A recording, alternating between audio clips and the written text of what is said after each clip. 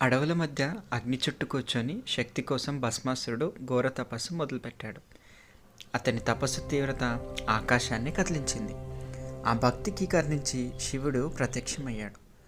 శివుణ్ణి చూసిన భస్మాసురుడు తన మనసులో దాచుకున్న కోరిక చెప్పాడు. నేను ఎవరి తలపై చేపెట్టినా వారు భస్మమైపోవాలి అని. ఆ వరం ఎంత ప్రమాదకరమో తెలిసిన తపస్సుకు విలువిచ్చిన శివుడు గంభీరంగా తదాస్తు అని వరమిచ్చాడు.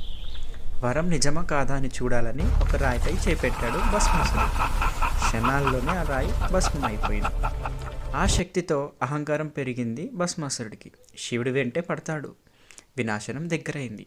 అప్పుడు లోకాలను కాపాడేందుకు విష్ణువు మోహిని అవతారంలో వచ్చాడు. మోహిని నాట్యానికి మోహితుడైన భస్మాసురుడు ఆమె అడుగులను అనుకరించాడు. ఆడుతూ ఆడుతూనే తెలియకుండానే తన తలపై చేయి పెట్టాడు భస్మాసురుడు. తన వినాశనానికి తనే కారణమయ్యాడు. భస్మాసురుడు భస్మమయ్యాడు. శివుడు విష్ణువు లోకాలను కాపాడారు. ఈ కథ మీకు నచ్చితే లైక్ అండ్ సబ్స్క్రైబ్ చేయండి. అహంకారం ఎప్పుడు వినాశానికే దారి తీస్తుంది.